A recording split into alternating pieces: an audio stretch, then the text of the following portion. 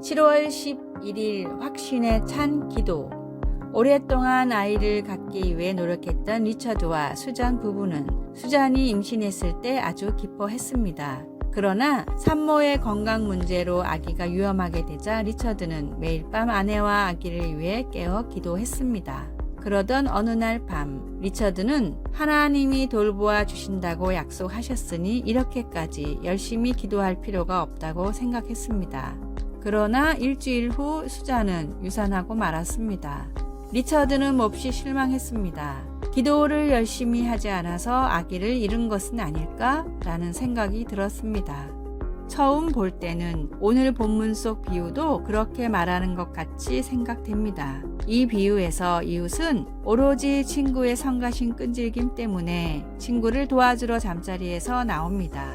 이런 식으로 읽으면 이 비유는 마치 하나님은 우리가 계속 귀찮게 졸라야만 우리의 기도를 들어주시는 것으로 해석됩니다. 그리고 열심히 기도하지 않으면 하나님은 아마 우리를 도와주지 않으실 거라는 것입니다. 그러나 클라인 스노드 그라스와 같은 성경 주석가들은 이것이 틀린 해석이라고 지적합니다. 이 비유의 진정한 초점은 이웃도 이기적인 이유로 우리를 도와주는데 하물며 자비로우신 하나님은 얼마나 더 우리를 도와주시겠는가 하는 것입니다. 그러므로 우리는 하나님이 결함 있는 인간들보다 더 위대하시다는 것을 알고 확신을 가지고 간구할 수 있습니다. 하나님은 결코 이 비유에 나오는 이웃이 아닙니다. 아니, 그 반대이십니다. 왜 아기를 잃게 되었는지는 모르지만 당신이 기도를 열심히 하지 않아서가 아니며 하나님은 그런 분이 아니라는 것을 알아야 합니다. 말씀. 너희 중에 아버지 된 자로서 누가 아들이 생선을 달라 하는데 생선 대신에 뱀을 주며. 누가복음 11장 5절에서 13절. 찬송 361장 기도하는 이 시간. 기도. 오늘도 하나님께서 저희 기도를 들으시고 응답하시리라는 확신을 가지고 또 중요한 것은 제 말이 아니라 하나님의 선하심이라는 사실에 감사하며 저와 다른 사람들의 필요를 들고 하나님 앞으로 나아갑니다. 아멘.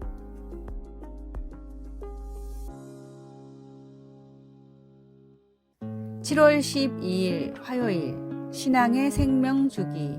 세계를 움직이는 50인의 사상가 중 한 명인 찰스 핸디는 생명의 주기곡선이라는 이론을 만들었습니다. 모든 기업이나 국가, 심지어 유행하는 상품들도 시작과 끝이 있고 그 과정이 도입기와 성장기, 성숙기를 거쳐 결국 소멸한다는 것을 나타낸 그래프입니다. 대부분 성공적인 기업이나 상품들은 초기에는 천천히 성장을 하다가도 궤도에 진입을 하면 갑자기 폭발적인 성장을 합니다. 그러다 유명해진 성숙 단계에서는 속도가 점점 퇴화되며 정체됩니다.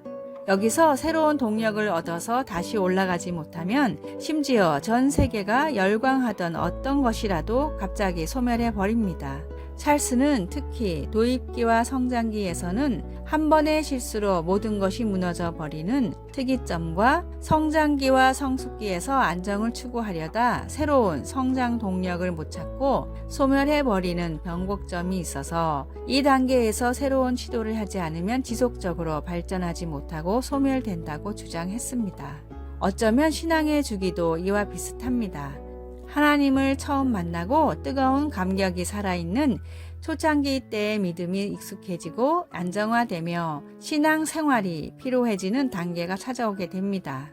신앙이 퇴보하는 것을 모르고 위기도 느끼지 못하는 무늬만 그리스도인이 되지 않고 하나님을 향한 열정을 회복할 수 있는 새로운 도전을 멈추지 마십시오. 오늘의 말씀. 주의 구원에 대한 기쁨을 내게 다시 주셔서 내가 주께 순종하게 하소서. 시편 51장 12절. 오늘의 찬송 285장 주의 말씀 받은 그날. 오늘의 만나. 첫사랑의 열정과 뜨거움을 다시 회복하는 신앙생활이 되게 하소서. 주님을 끝없이 사모하는 열정으로 신앙의 권태기를 극복합시다.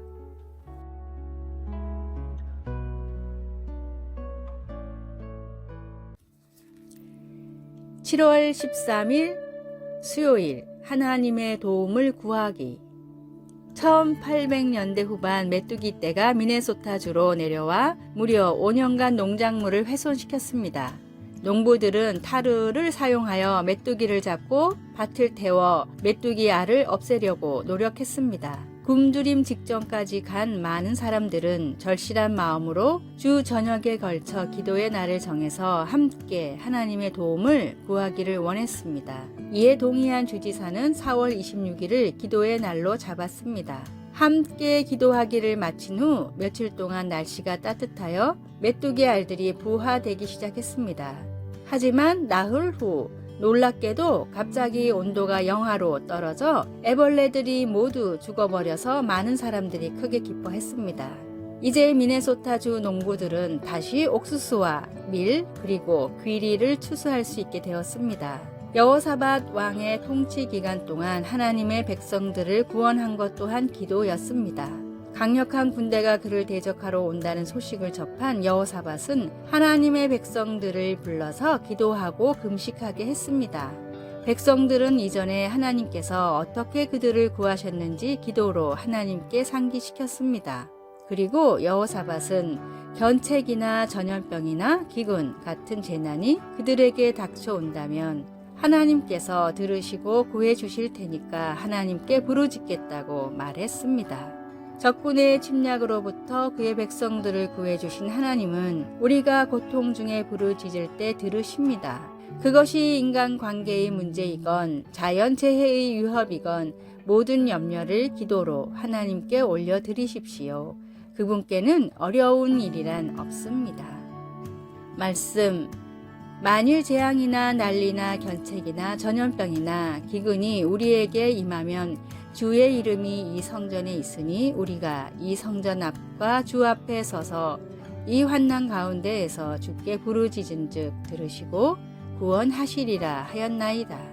역대하 20장 9절. 찬송 365장 마음속에 근심 있는 사람. 기도.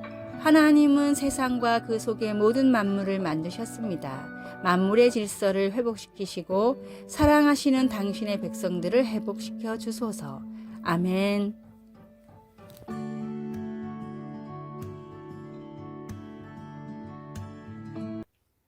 7월 14일 목요일. 거북이와 개.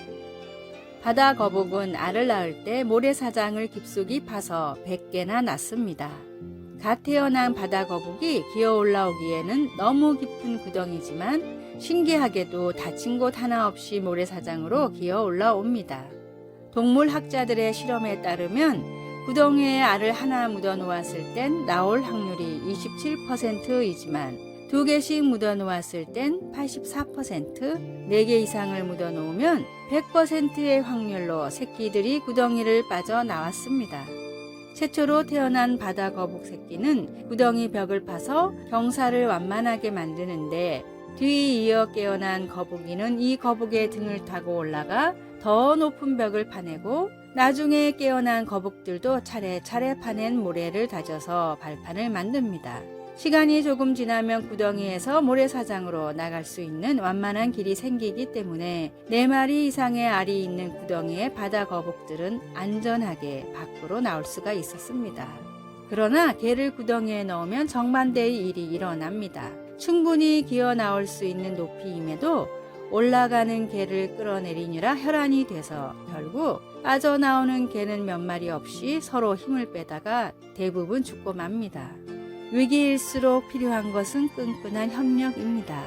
잘못을 서로 인정하고 개선하는 것도 중요하지만 하나의 믿음으로 말씀대로 연합하는 것이 더더욱 중요합니다. 하나님을 믿는 성도끼리의 거룩하고 아름다운 연합으로 신앙의 위기를 지혜롭게 극복해 나가십시오. 오늘의 말씀. 아무 일에든지 다툼이나 허영으로 하지 말고 오직 겸손한 마음으로 각각 자기보다 남을 낮게 여기고. 빌립보서 2장 3절. 오늘의 찬송 475장 인류는 하나 되게. 오늘의 만나. 선한 마음으로 연합하는 그리스도인들을 위해 기도하게 하소서. 갈등과 분란을 조장하지 말고 지혜롭게 해결하고자 노력합시다.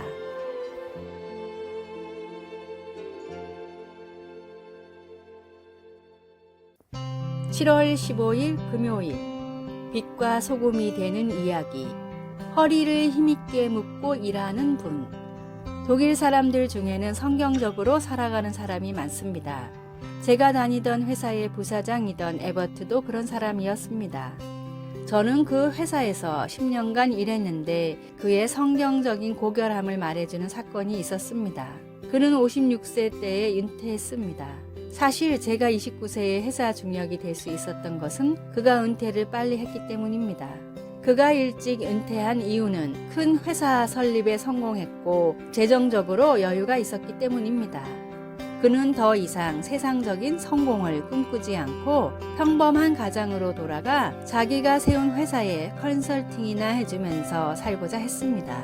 그런데 그가 고용하고 승진시킨 그 중역들이 그를 고용해주지 않았습니다. 그는 큰 상처를 입고 저를 찾아왔습니다. 저는 그에게 함께 사업을 하고 수익은 똑같이 나누자고 제안했지만 그는 자기가 일한 만큼만 보수를 주면 된다고 했습니다. 그리고 처음에는 일주일에 하루 정도만 일하고 회사가 바빠지면 근무 시간 중 반 정도만 일하겠다고 했습니다. 하지만 곧 회사가 바빠지자 그는 근무 시간의 4분의 3가량 일하고 일한 만큼만 월급을 받았습니다. 그는 항상 저보다 먼저 일어나 회사 문을 열고 커피도 자기가 직접 내렸습니다. 그는 하나님의 말씀 그대로 자기 허리를 힘있게 묶고 일하는 분이었습니다. 힘있게 허리를 묶는다는 말은 자기가 맡은 일을 열심히 한다는 뜻입니다. 그런 그가 있어서 저는 더 열심히 일할 수 있었습니다. 지극히 작은 것에 충성된 자는 큰 것에도 충성되고 지극히 작은 것에 불의한 자는 큰 것에도 불의하니라. 누가복음 16장 10절. 아래의 빨간색 글자 구독을 누르시어 더 많은 전도의 열매를 맺으시기를 기도합니다.